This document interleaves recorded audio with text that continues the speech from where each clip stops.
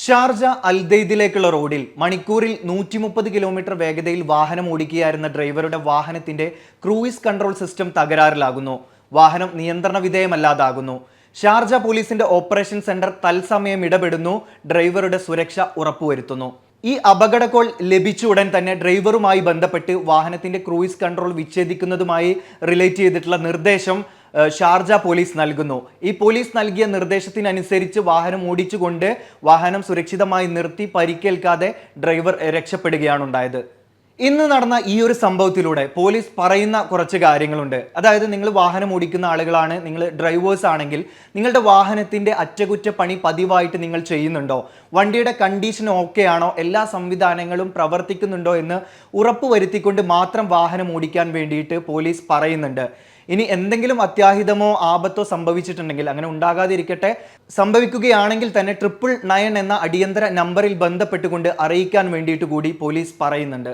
ഓഫീസിലെത്തി ജോലി ചെയ്യാൻ താല്പര്യമില്ലാത്ത ഫെഡറൽ ജീവനക്കാർക്ക് രാജിവെക്കാനുള്ള അവസരമൊരുക്കുകയാണ് നിയുക്ത US പ്രസിഡന്റ്. ഫെഡറൽ ജീവനക്കാരുടെ എണ്ണം കുറയ്ക്കാനുള്ള വൈറ്റ് ഹൗസിന്റെ ഏറ്റവും പുതിയൊരു നീക്കം കൂടിയാണിത്. തന്റെ കീഴിൽ തുടരാൻ ജോലി ചെയ്യാൻ ആഗ്രഹിക്കാത്ത സിവിൽ സർവീസുകാർക്ക് രാജിവെച്ച് പോകാമെന്ന് തന്നെയാണ് ട്രംപിന്റെ ഈ ഒരു നിലപാട് പറയുന്നത്. വെറുതെ വേണ്ട, 8 മാസത്തെ ആനുകൂല്യം, ശമ്പളങ്ങളെല്ലാം തരുന്നതായിരിക്കും. ഫെബ്രുവരി 6-നകം തന്നെ തീരുമാനം അറിയിക്കണം എന്നും പറയുന്നുണ്ട്. ജോലി രാജിവെച്ചിട്ടുണ്ടെങ്കിൽ ഈ വർഷം അവസാനം വരെയുള്ള മറ്റ് ആനുകൂല്യങ്ങളും ഈ ഒരു ഫെഡറൽ ജീവനക്കാർക്ക് നൽകിയേക്കും. അതേസമയം പാകിസ്ഥാന് US നൽകുന്ന ധനസഹായം താൽക്കാലികമായിട്ട് നിർത്തിവെക്കാൻ കൂടി ട്രംപ് ഉത്തരവിട്ടിട്ടുണ്ട്. നിങ്ങളിപ്പോൾ UAE ഒരു കാർ വാങ്ങിക്കാൻ ആഗ്രഹിക്കുന്നുണ്ടെങ്കിൽ ആദ്യം ചില പരസ്യങ്ങൾ, സോഷ്യൽ മീഡിയ പരസ്യങ്ങളായിരിക്കും ചെയ്യുന്നുണ്ടായിരിക്കുക. ഇത്തരത്തിൽ സോഷ്യൽ മീഡിയ ഡീലുകൾ കാർ വിൽപ്പനയുമായി ബന്ധപ്പെട്ടത് വിപുലമാണ്. അതുകൊണ്ട് തന്നെ ഈ ഒരു കാർ ഡീലുകളിൽ വരുന്ന വഞ്ചനകളെക്കുറിച്ച് ഒരു മുന്നറിയിപ്പ് കൂടി അബുദാബി പോലീസ് നൽകുന്നുണ്ട്.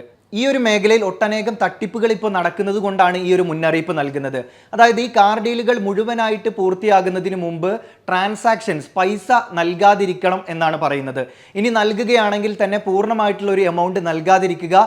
ഇനി ആ പകുതി എമൗണ്ട് ആണ് നിങ്ങൾ കാർ ഡീലിൽ നൽകുന്നതെങ്കിൽ നിയമാനുസൃതമായിട്ടുള്ള രേഖയോ റെസിപ്റ്റോ ഉറപ്പുവരുത്തണമെന്നും വ്യക്തികളോട് പോലീസ് പറയുന്നുണ്ട്.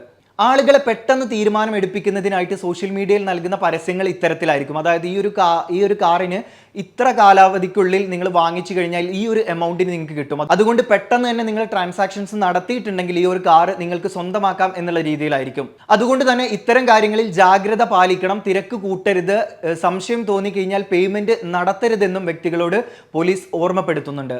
ഉത്തർപ്രദേശിലെ പ്രയാഗ്രാജിൽ നടക്കുന്ന മഹാകുംഭമേളയിൽ ഇന്ന് പുലർച്ചെയുണ്ടായ അപകടത്തിൽ ഇതുവരെ 30 ആളുകൾ മരണപ്പെടുകയും 60 പേർക്ക് പരിക്കേറ്റതുമായിട്ടാണ് റിപ്പോർട്ടുകൾ വരുന്നത്.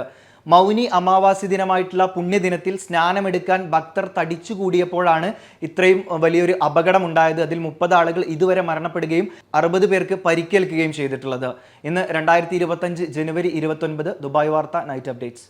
Night updates supported by Tasi Gold and Diamonds, Akbar Travels, Partha Signature Abu Shagara Sharjah, Cuties International, Time Express Cargo, Marmam Diary, TMG Global Business Setup, 123 Cargo, Prime Medical Center, Autocart Used Cars, Ayush Care, Lucky Center, Kalyan Jewelers, Lulu, Gold Star Rent-A-Car, Ayurmana Ayurveda and Panchakarma Center, Hashim Hypermarket,